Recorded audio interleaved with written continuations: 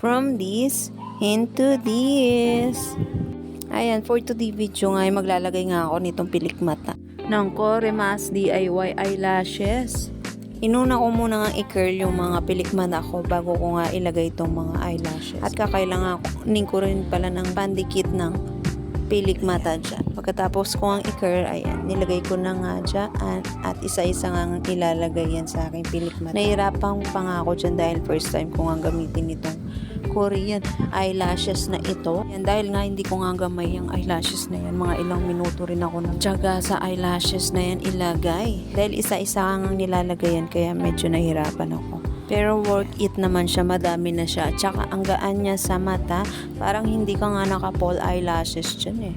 Ang lightweight niya, hindi siya mabigat sa mata. Kapag gamay ko na siguro yung paglalagay ng eyelashes, mapapadali na yung buhay. Huy!